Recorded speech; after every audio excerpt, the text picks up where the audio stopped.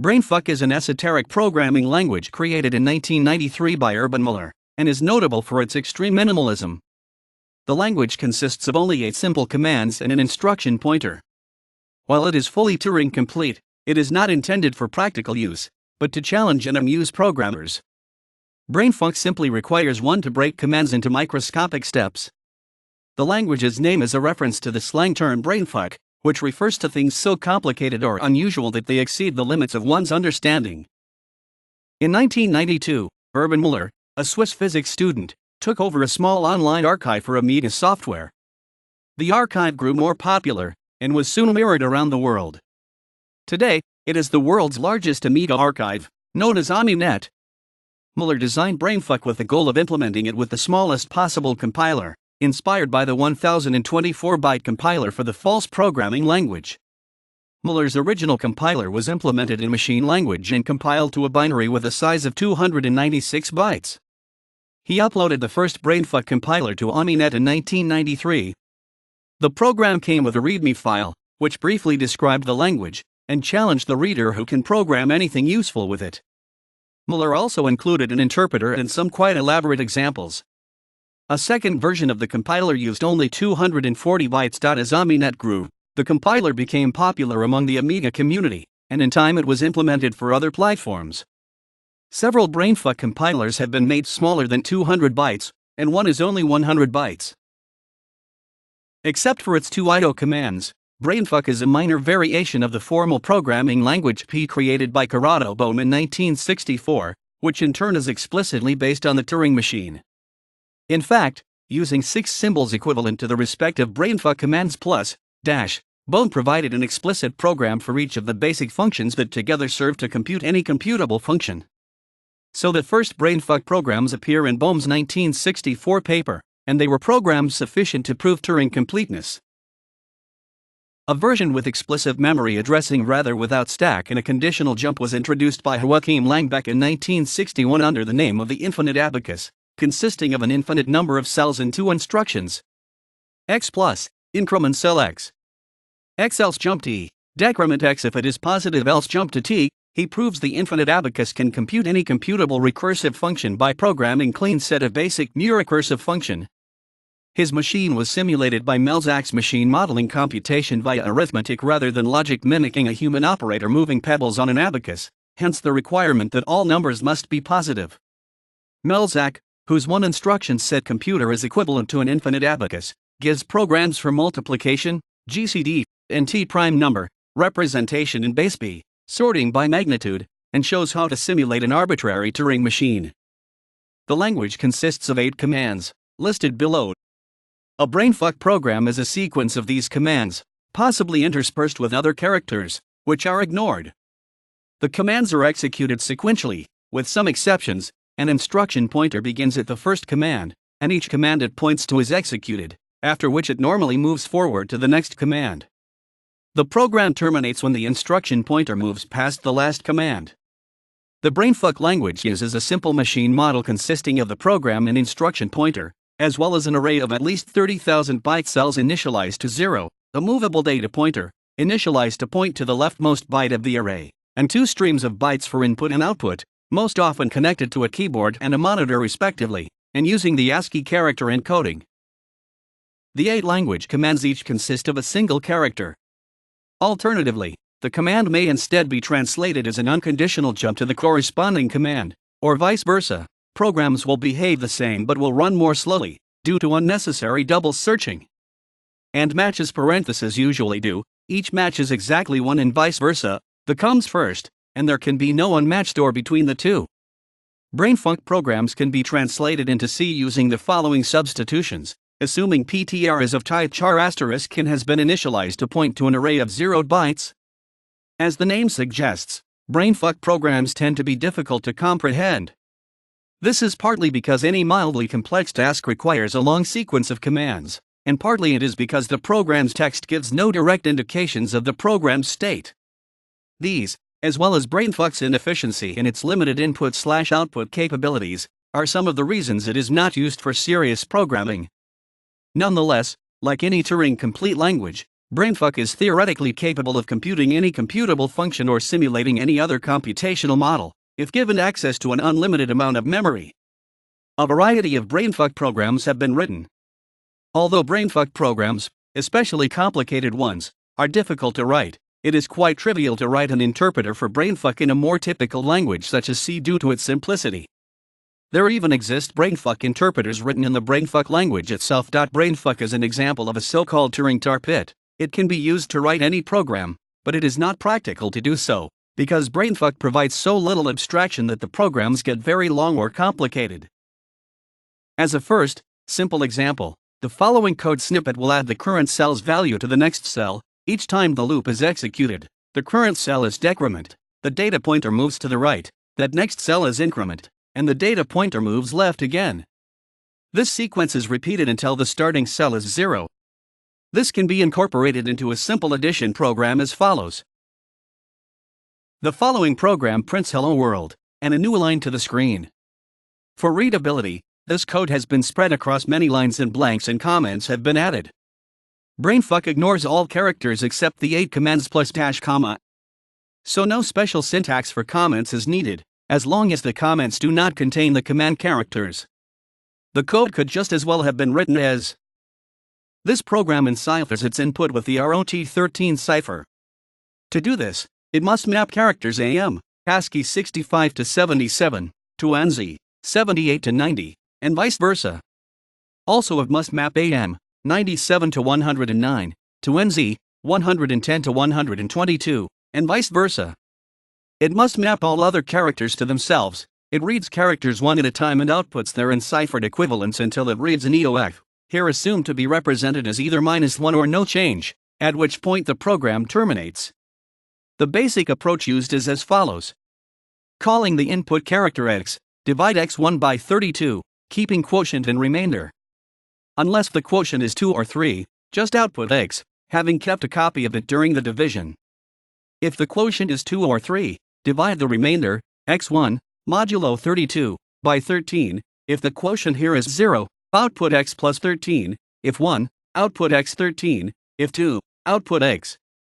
Regarding the division algorithm, when dividing y by z to get a quotient q and remainder r, there is an outer loop which sets q and r first to the quotient and remainder of 1/z, then to those of 2/z, and so on. After it has executed y times, this outer loop terminates, leaving q and r set to the quotient and remainder of y/z. The dividend y is used as a diminishing counter that controls how many times this loop is executed. Within the loop, there is go to increment r and decrement y, which is usually sufficient. However, every zth time through the outer loop, it is necessary to 0 r and increment q. This is done with a diminishing counter set to the divisor z. Each time through the outer loop, this counter is decrement, and when it reaches 0, it is refilled by moving the value from r back into it. Partly because Urban Müller did not write a thorough language specification, the many subsequent Brainfuck interpreters and compilers have come to use slightly different dialects of Brainfuck. In the classic distribution, the cells are of 8-bit size, cells are bytes, and this is still the most common size. However, to read non-textual data, a Brainfuck program may need to distinguish an end-of-file condition from any possible byte value, thus 16-bit cells have also been used. Some implementations have used 32-bit cells, 64-bit cells, or bignum cells with practically unlimited range, but programs that use this extra range are likely to be slowed, since storing the value n \n into a cell requires n \o n. Time as a cell's value may only be changed by incrementing and decrementing. In all these variants, the and commands still read and write data in bytes. In most of them, the cells wrap around, i.e. incrementing a cell which holds its maximal value, with the and command, will bring it to its minimal value and vice versa.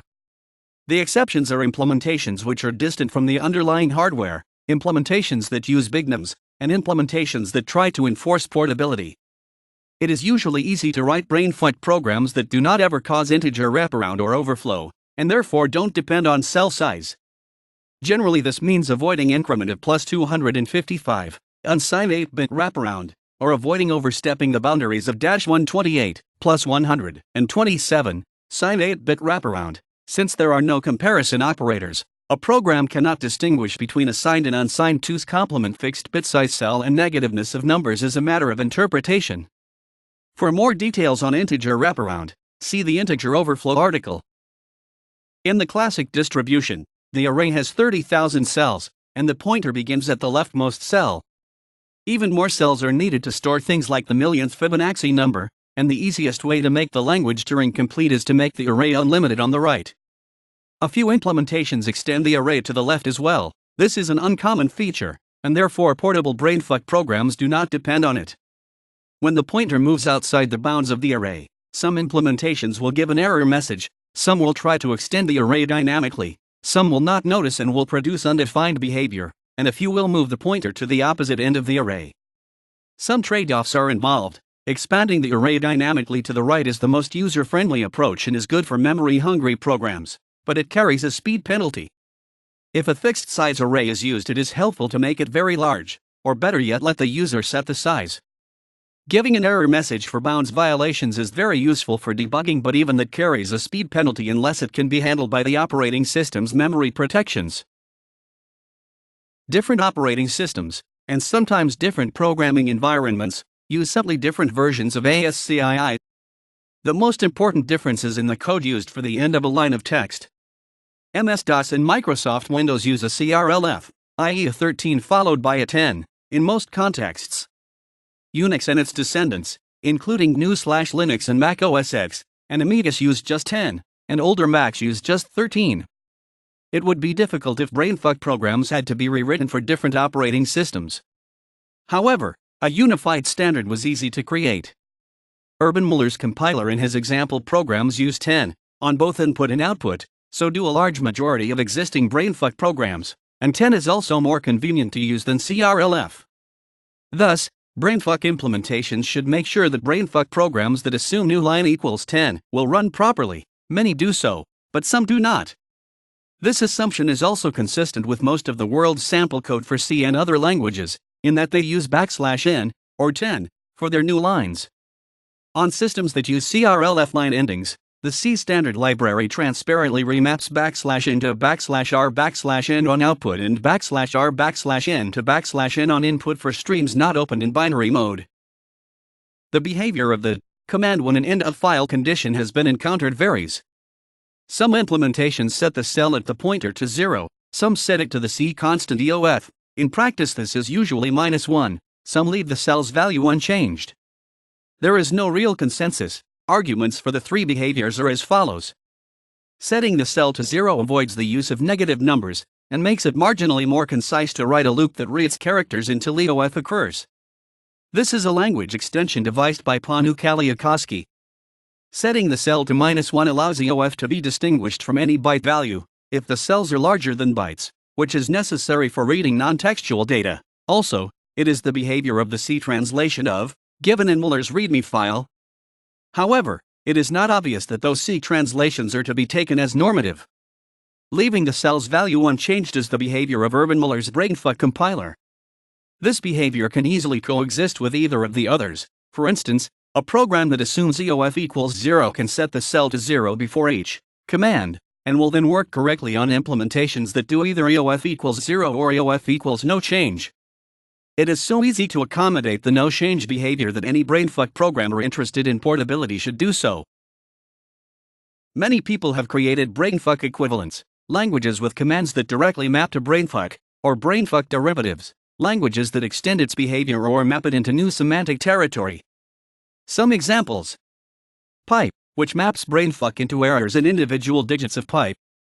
VerboseFuck, which looks like a traditional programming language, only what appears as parameters or expressions are actually parts of longer commands that cannot be altered. derp++, in which the commands are replaced with words such as herp, derp, jgd, etc. OK, which maps Brainfuck's 8 commands to two-word combinations of OK, OK, and OK, jokingly designed to be writable and readable by orangutans according to its creator, a reference to the orangutan librarian in the novels of Terry Pratchett. Ternary, similar in concept to OK, but instead consisting of permutations of the ASCII characters 0, 1, and 2. Bodyfuck, A brainfuck implementation based on a gesture-controlled system so that programmers' movements are captured by a video camera and converted into the 8 possible characters. However, there are also unnamed minor variants, or dialects, possibly formed as a result of inattention, of which some of the more common are forbidding, rather than ignoring, any non-command characters in brainfuck programs. Introducing a comment marker which comments out the rest of the line. Various alterations of the loop semantics, sometimes destroying Turing completeness. Requiring a special character to mark the end of the program. JSFuck, an esoteric JavaScript programming language with a very limited set of characters.